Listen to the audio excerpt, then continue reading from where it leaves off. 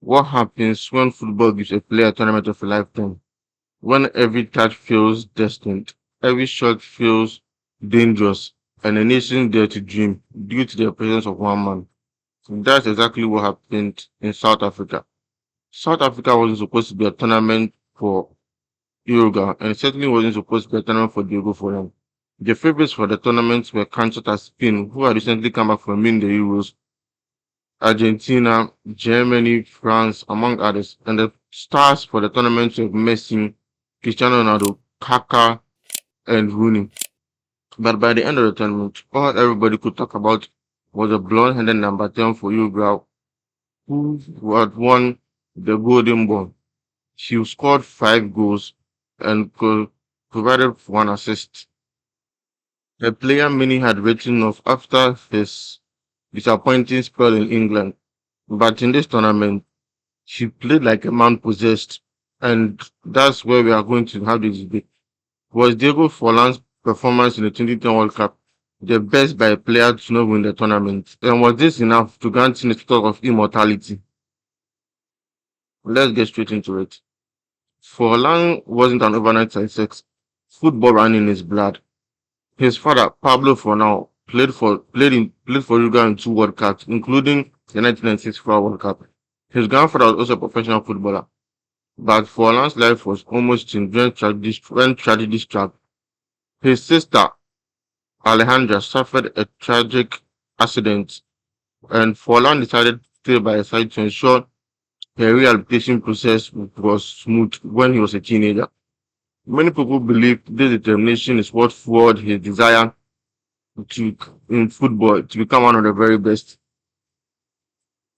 By the, by the early 2000s, it had become clear that Forlan had become one of the best talents emerging from South America. That's when Manchester United took the opportunity to strike and sign him. At United, things didn't go according to plan. Forlan struggled for game time and consistency, which greatly affected his confidence. He was even known as the striker who couldn't score goals. Many people believed he was not up to standard, and though he had some memorable performances greatly against Liverpool, his time at United was greatly uninspiring. This resulted in him getting sold to Villarreal, where something strange happened. For a player who struggled to score goals at Villarreal, he emerged as one of the best strikers in the world, even winning the European Golden Boot. Do you know how crazy that is? It's like Oli Watkins winning the European Golden Boot for Aston Villa. And also, his performance at Villarreal earned him the move to Atletico Madrid, where he later won the Europa League and the European Super Cup. By 2010, Forlan wasn't just a good striker anymore. He was an all-round attacking phenomenon. And that was perfect time to as the World Cup was approaching.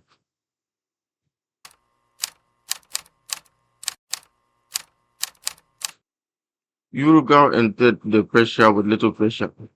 Many people didn't expect them to, as they weren't considered prepared. They had Forlan, who was a good attacker, and a young Luis Suarez and Edison Cavani. But they didn't have the talent or the team compared to the likes of Spain, Argentina, etc. And this showed during their first match, where they played a boring nil-no draw against France. In the next match against South Africa, things changed. Forlan erupted with two beautiful strikes, a long range screamer, and a beautifully converted penalty. And that's when people started to take notice. They ended up winning the match 3-0 and progressed in a match against South Korea, where they managed to win mainly due to the brilliance of Luis Suarez. Then came the quarterfinals, one of the most talked about matches in World Cup history, Ghana versus Uruguay. The match was in the match Ghana took the lead with a beautiful strike from Sule Muntari. Then came Forlan, who scored a beautifully struck free kick that tied the game at 1-1. The game was heading into a dying moment, and then Luis Suarez struck. He did something which some consider to be genius by handling the ball as it entered the net to prevent Ghana from going ahead 2-1, considered as great villainy. All in all, Ghana were awarded the penalty and Suarez was sent off. Asamoah had a chance of taking Ghana to the World Cup semi-final, which would have made it the first African team to have done that. But he stepped out and missed the penalty using the ball to the crossbar. His shot hit the crossbar. Then we went to penalties. Forlán converted his penalty coolly, and then at the end of the tournament, Diego Forlán was crowned the best player of the tournament. Not Xavi, not Iniesta, not Messi, not Cristiano Ronaldo, not Wayne, not even Kaka. It was Diego Forlán who was voted the best player in the tournament and won the Golden Ball with 5 goals and 1 assist.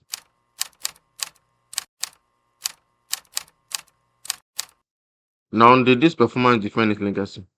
Don't get me wrong, Forlan had a great career.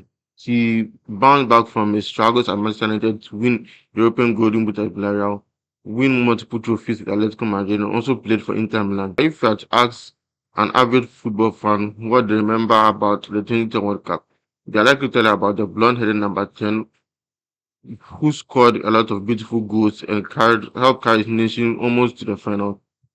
So yeah, Forlan Forlan was immortalized due to his performances in the 2010 FIFA World Cup. So now, this is the debate I have with you guys.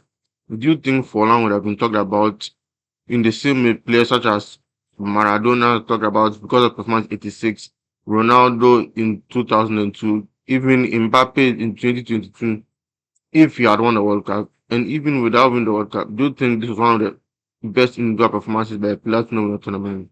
Let me know your thoughts in the comment section below. And if you enjoyed the video, don't forget to like, subscribe, turn on notification on, and we'll catch you in the next one of the Hurricane of Football World Cup series. I'm your host, Seth. Peace.